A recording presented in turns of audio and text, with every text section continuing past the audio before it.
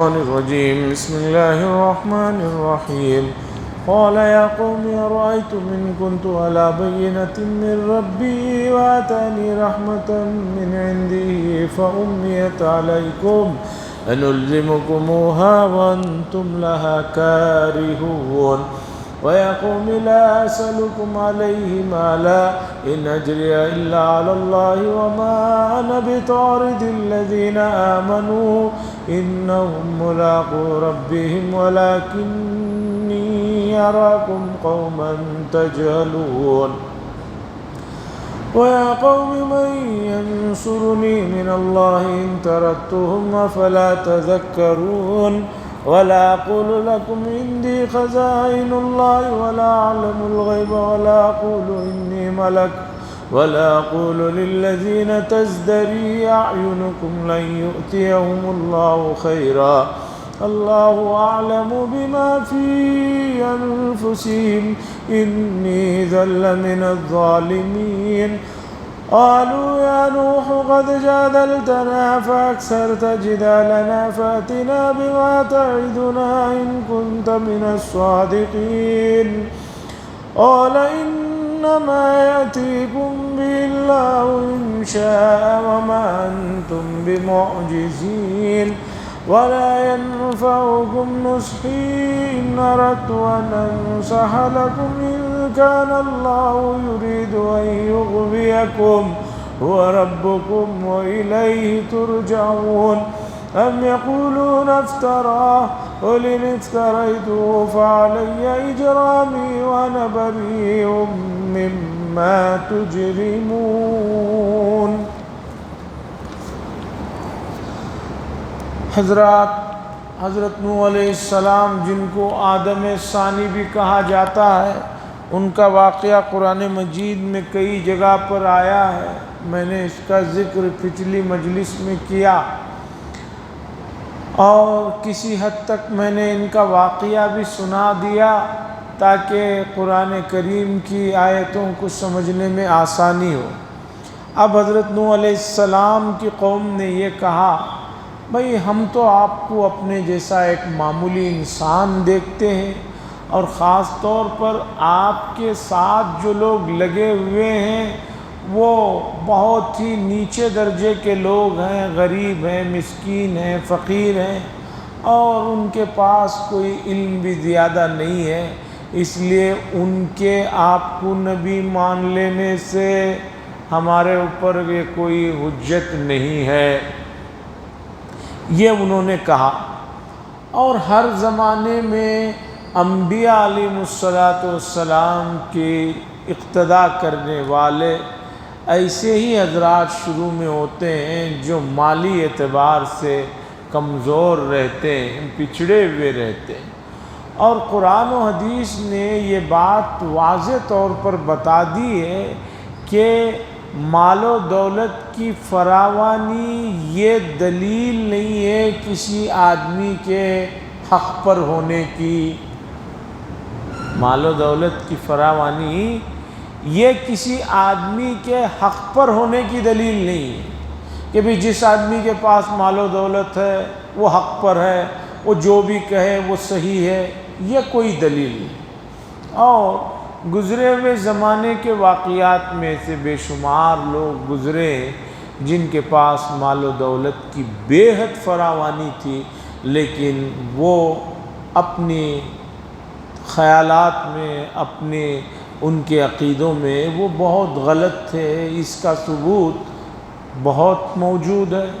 خاص طور پر قارون کا ذکر آپ نے سنا ہوگا. بے حساب مال و دولت اللہ نے اسے عطا فرمائی تھی، لیکن اس کے باوجود اسے زمین میں دھسا دیا گیا اور بری طرح وہ عذاب میں پکڑ لیا گیا. فرعون ہے، شداد ہے، حامان ہے، اور خود مکۃ المکرمہ کے بے شمار جنہوں نے رسول اللہ صلی اللہ علیہ وسلم کو مستقل تکلیفیں دی، ان کے بے شمار لڑکے تھے، 10 12 اولاد، نرینہ اولاد تھی، اور مال و دولت کی بے شمار فراوانی تھی، اور اسی چیز نے ان کو دھوکے میں ڈالا اور وہ آخر میں ہلاک. اللہ حضرت نوح علیہ السلام نے فرمایا قال یا قوم، اے میری قوم، مجھے ذرا بتاؤ کہ تم لوگ، میں تو اپنے رب کی طرف سے ایک واضح نشانی مجھے ملی ہے اور اس نے اپنی رحمت سے مجھے نبوت بھی عطا فرمائی ہے، اب بس اگر یہ چیز تمہیں سجائی نہیں دیتی ہے، نظر نہیں آتی ہے، تو میں کیا کروں؟ انلزمکموہا، کیا ایک چیز زبردستی تم پر مسلط کر دی جائے اور تم اسے ناپسند کرو؟ اللہ کے یہاں یہ اصول نہیں کہ ایک آدمی ایک چیز کو پسند نہیں کر رہا ہے زبردستی اس پر ہدایت کو تھوپا جائے، ایسا نہیں ہے۔ وَيَا قَوْمِ، اور حضرت نوح علیہ السلام نے کہا اے میری قوم، میں تو تمہارے پاس سے اپنی اس نبوت کے بدلے میں کوئی معاوضہ بھی نہیں مانگ رہا، کوئی فیس نہیں مانگ رہا، کوئی پیسہ نہیں مانگ رہا ہوں۔ میرا اجر، میرا جو بدلہ ہے وہ تو اللہ نے اپنے ذمے لے رکھا۔ اور دوسری بات، نوح علیہ السلام کی قوم نے بھی کہا اور رسول اللہ صلی اللہ علیہ وسلم کے زمانے میں بھی مکے کے لوگوں نے کہا ہم آپ کے پاس آئیں گے، بیٹھیں گے، شرط یہ ہے کہ یہ آپ کے آس پاس جو کمزور اور غریب فقیر جو لوگ ہیں آپ ان کو دور کریں، آپ ان کو اپنے پاس سے بھگائیں، تب ہم آئیں گے، ورنہ ان کے ساتھ ہم آ کر بیٹھیں گے تو یہ ہماری عزت کے لیے کمی کی بات ہوگی، اسٹیٹس کا مسئلہ ہوگا۔ یہ پرانا مرض ہے، پرانی جو ہے ہر زمانے کی یہ رٹ رہی ہے۔ تو حضرت نوح علیہ السلام نے فرمایا وَمَا أَنَا بِطَارِدِ الَّذِينَ آمَنُوا، اور میں کمزور جو لوگ ہیں میرے ساتھ جنہوں نے ایمان لایا ہے، میں ان کو دھتکارنے والا نہیں ہوں، ان کو اپنے سے دور کرنے والا نہیں ہوں۔ اِنَّهُمْ مُلَاقُو رَبِّهِمْ، بے شک وہ لوگ اپنے رب سے ملاقات کو جانتے ہیں، وہ اللہ سے ملاقات کا انہیں یقین ہے اور وہ ملیں گے۔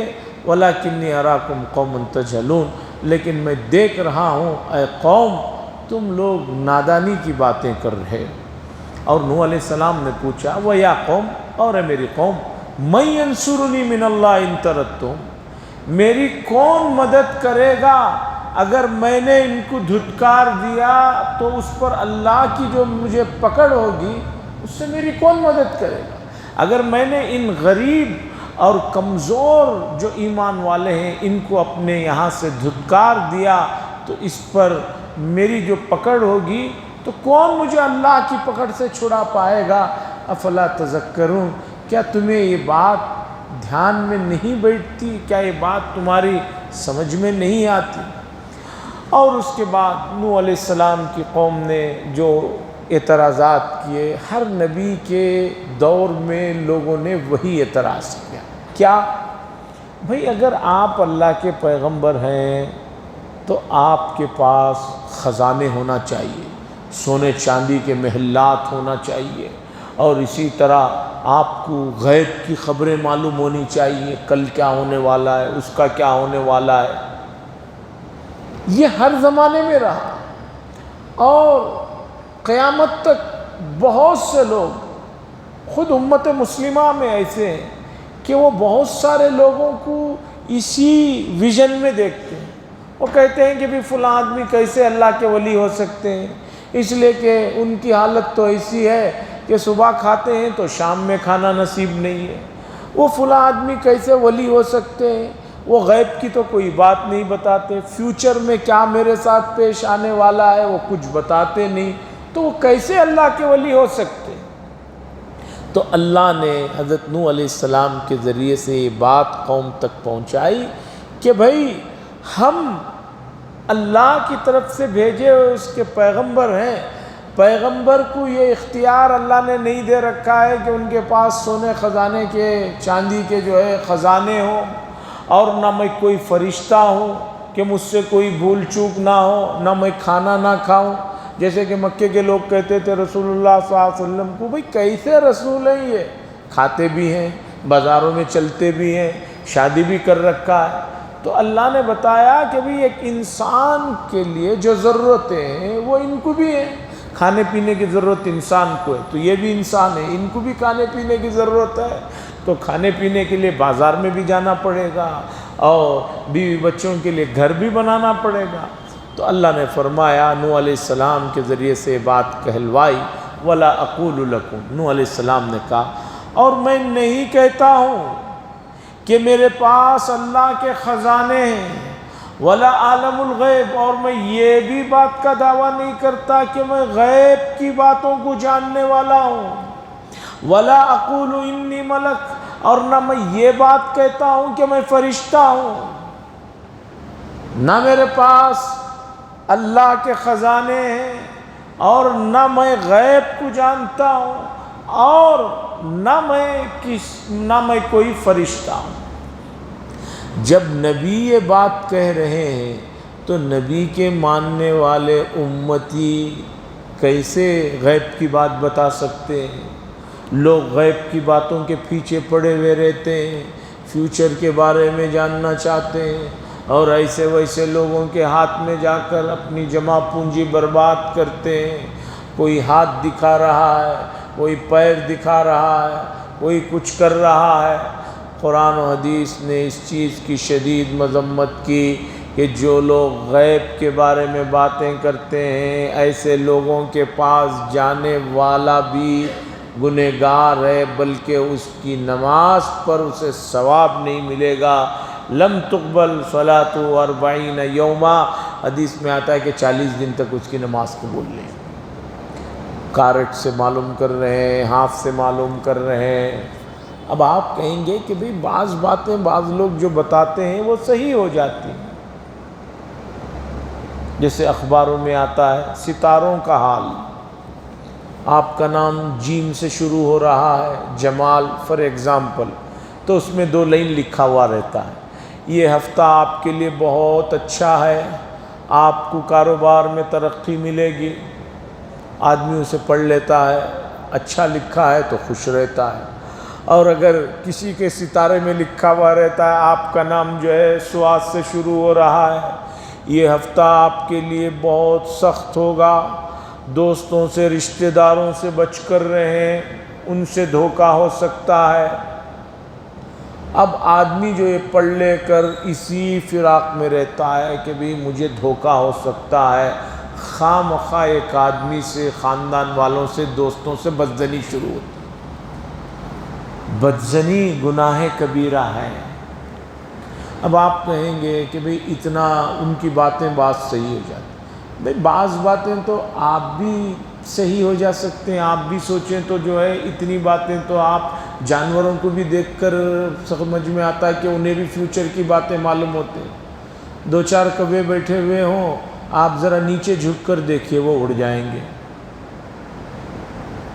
آپ نیچے جھکیں گے وہ اڑ جائیں گے. کیوں؟ انہیں معلوم ہے کہ بھی پتھر اٹھا رہا ہے مارنے کے لیے. تو آپ کیا کہیں گے کہ بھی کوے کو معلوم ہو گیا؟ بھئی وہ قرائن سے، حالات سے اسے معلوم ہو ہی جاتا ہے. اتنی بات تو سب کو سمجھ میں آتی ہے.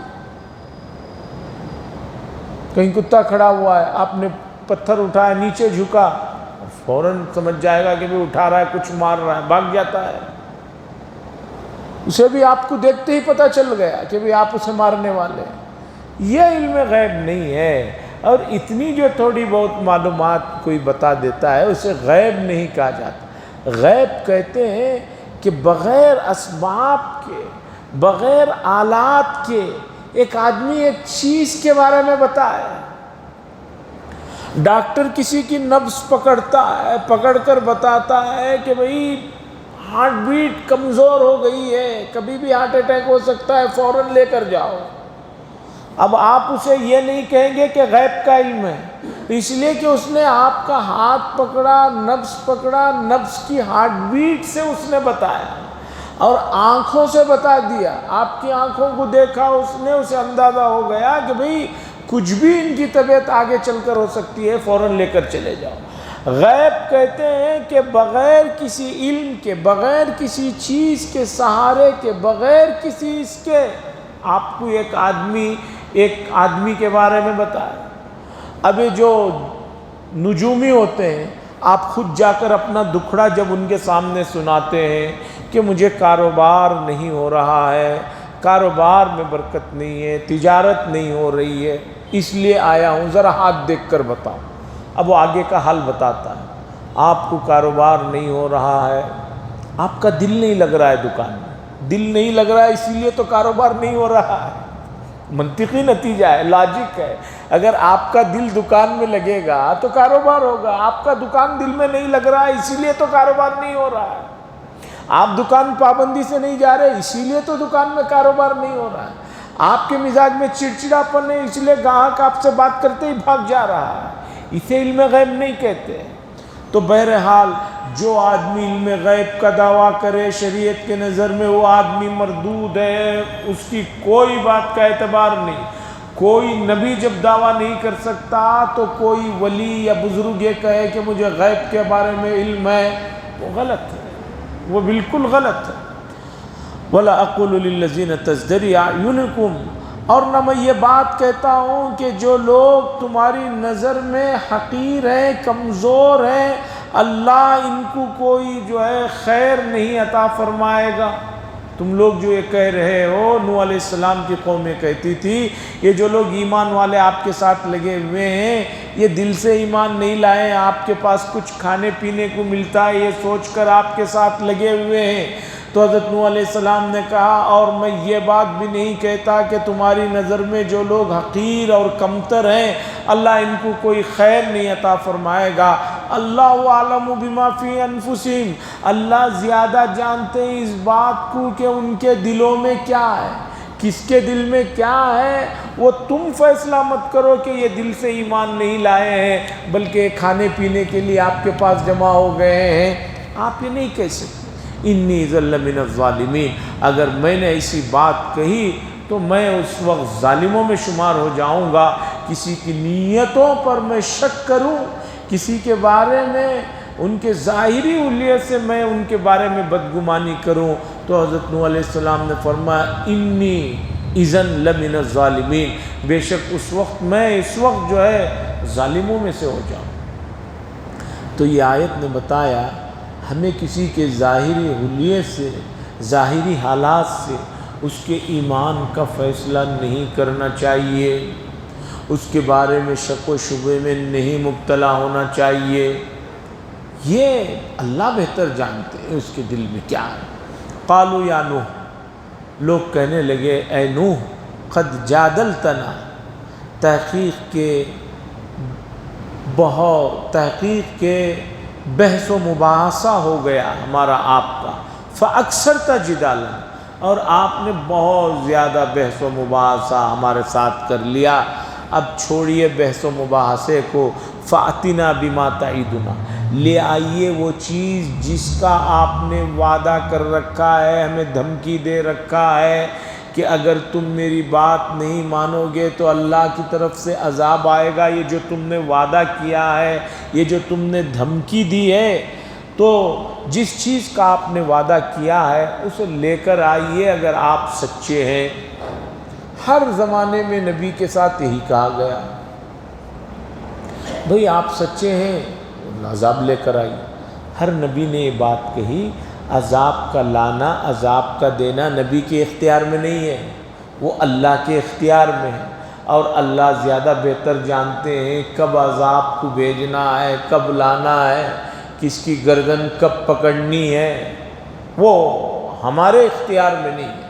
اور اگر انسانوں کے اختیار میں ہوتا تو دنیا میں انسانوں کی شاید آبادی ہی نہ رہتی، اس لیے کہ آدمی فوراً طیش میں آ جاتا ہے، فوراً غصے میں آ جاتا ہے، فوراً جو ہے یہ کر دے گا۔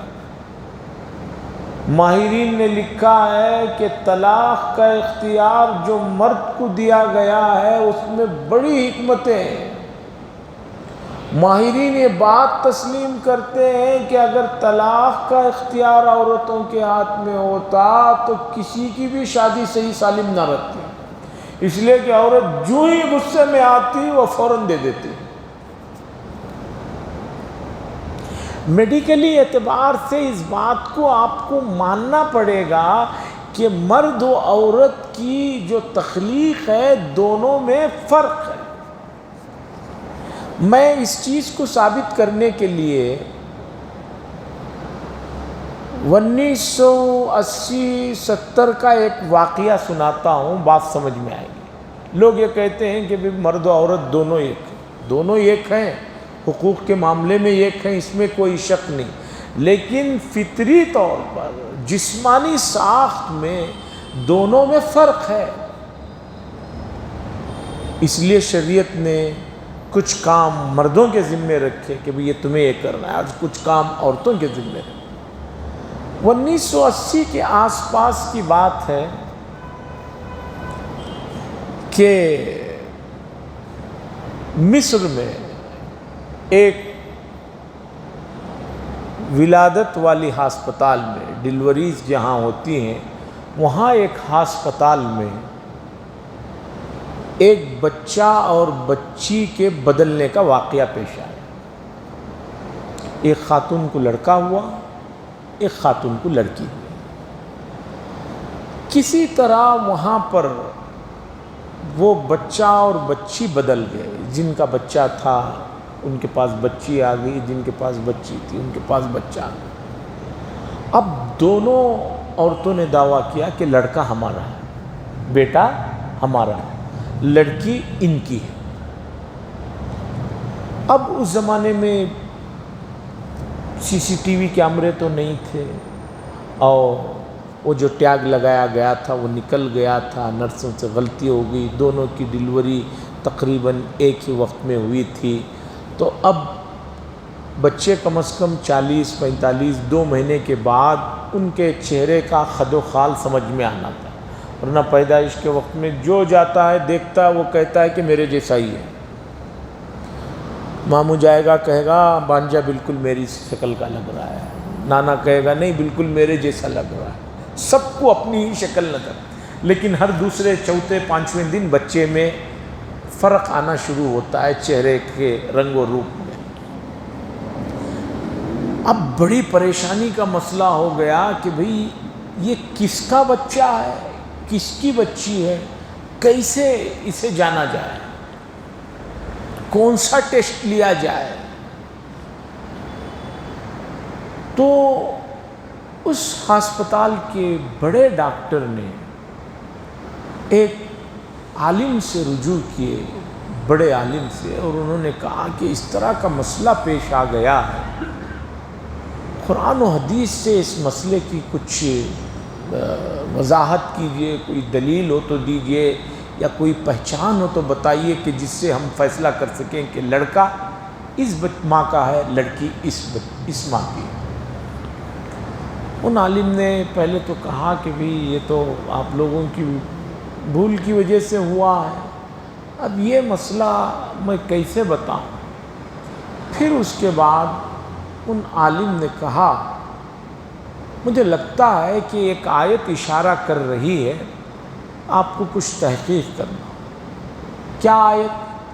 اللہ نے میراث کے احکام بیان کرتے ہوئے یہ بات ارشاد فرمائی، لِلذَّكَرِ مِثْلُ حَظِّ الْأُنثَيَيْنِ، لڑکے کو لڑکی کے مقابلے میں ڈبل حصہ دیا جاتا ہے، اسے ایک ہے تو اسے 2 دیا جائے۔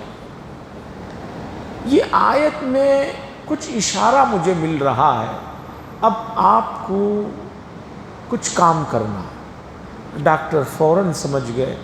اس کے بعد انہوں نے دونوں عورتوں سے دودھ لیا، کیونکہ وہ ماں ہیں، دودھ پلانے والی تھی، دونوں کا دودھ لے کر وہ لیبارٹری میں ٹیسٹنگ کو بھیجا گیا، تو پتہ چلا کہ ایک دودھ میں پروٹین اور طاقت ایک حصہ ہے، اور ایک عورت کے دودھ میں پروٹین اور طاقت کی جو مقدار ہے وہ دگنی ہے۔ تو ڈاکٹروں نے فیصلہ کیا کہ جس دودھ میں پروٹین کی مقدار ڈبل ہے یہ لڑکے کی ماں ہے، لڑکا اسی کا ہے، اور جس میں اس کے مقابلے میں آدھی پروٹین پائی جاتی ہے وہ لڑکی اس ماں کی ہے۔ اس لیے کہ نظام قدرت بڑا عجیب ہے۔ بچہ جب پیدا ہوتا ہے تو پہلے دن اسے جتنے دودھ کی ضرورت رہتی ہے کہ ماں سے اتنا ہی ملتا ہے، پھر اس کی صحت جوں جوں بڑھنے لگتی ہے ماں کا دودھ بھی ادھر بڑھنے لگتا ہے، یہ ماہرین نے اسے تسلیم کیا ہے۔ تو اسی طرح لڑکے کو طاقت کی زیادہ جسمانی ضرورت ہے تو اس کے دودھ میں وہ اس دودھ میں اس ماں کے اس میں پروٹین دودھ میں زیادہ ہوتی ہے۔ یہ اس بات کا ثبوت ہے کہ جو ہے لڑکا اس ماں کا ہے۔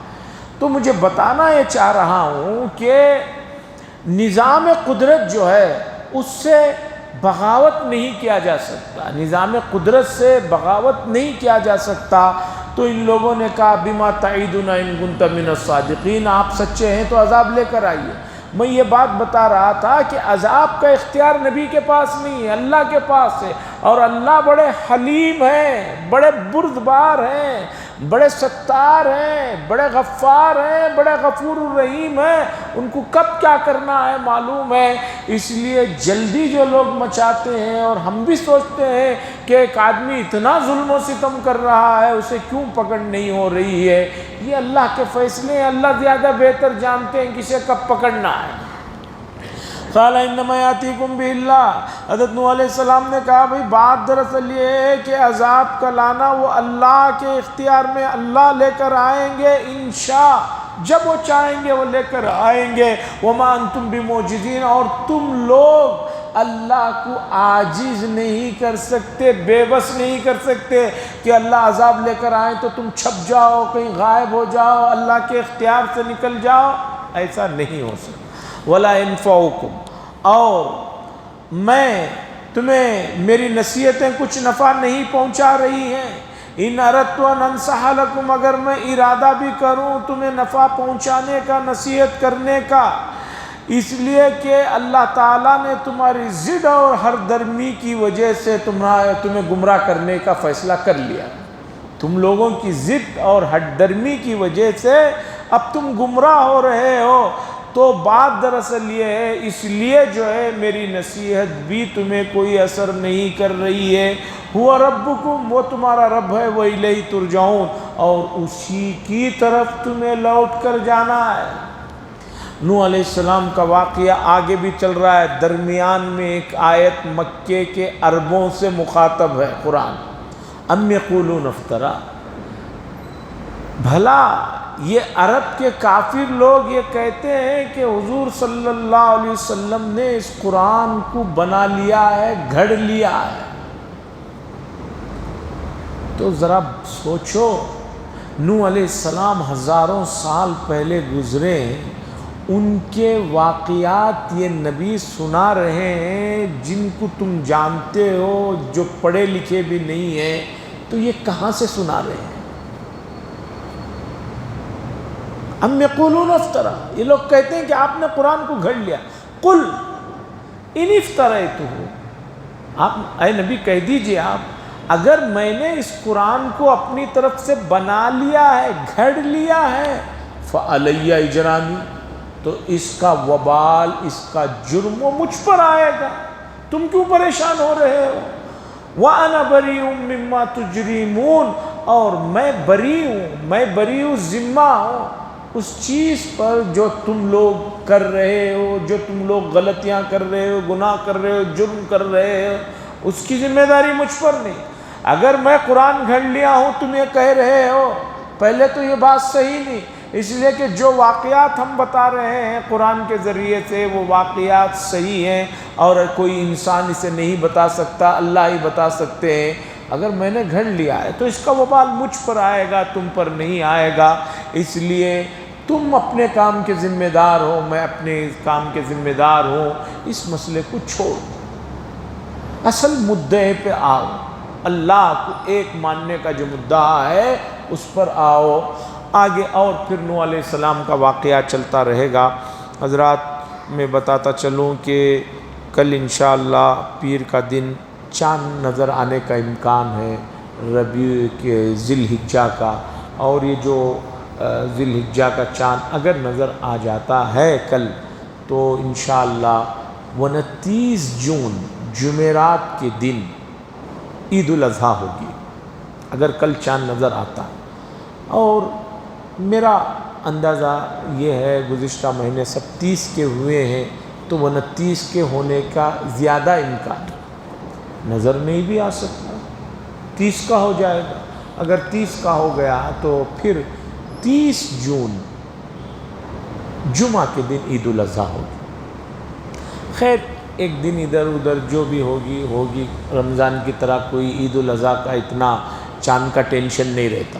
وہاں تو دیکھ کر صبح کرنا رہتا ہے. یہاں تو 10 دن گیپ ملتے ہیں, کوئی مسئلہ نہیں.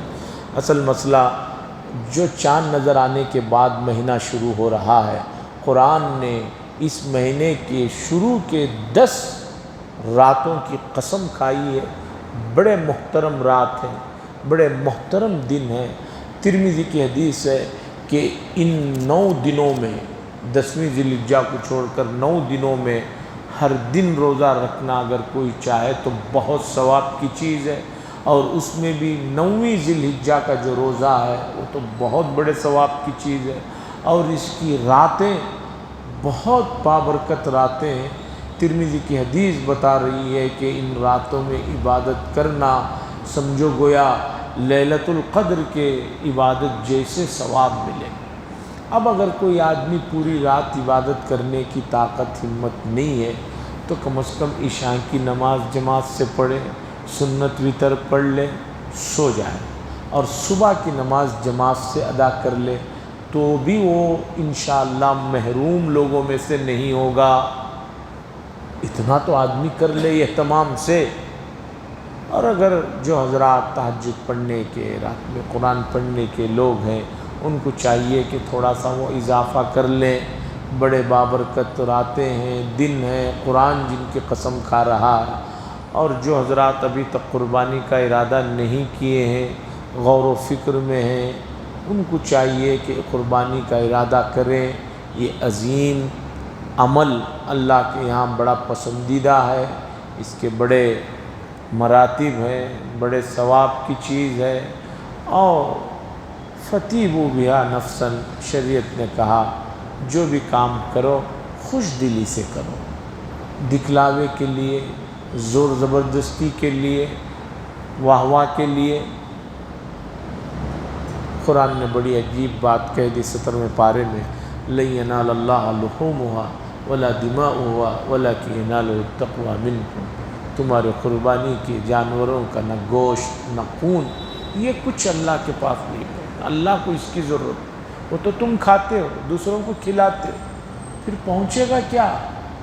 تقوی. تمہارے دل میں اللہ کے لیے جو محبت اور خلوص ہے وہ پہنچے گی. اور یہ آپ کے اور اللہ کے درمیان میں سیکرٹ ہے.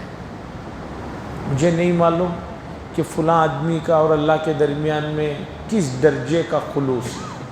صرف مجھے میرا معاملے کو درست کرنا ہے, اس طرف توجہ دیں. وآخر دعوانا الحمدللہ رب العالمین. لک الحمد لک شکریہ اللہ. اللہم صلی علی سیدنا شفیعنا نبینا حبیبنا مولانا محمد بارک وسلم. ربنا آتنا فی الدنیا حسنہ وفی الآخرۃ حسنۃ وقنا عذاب النار. صلی اللہ تعالی وسلم علی خیر خلقہ محمد وعلی آلہ وصحبہ اجمعین والحمد للہ.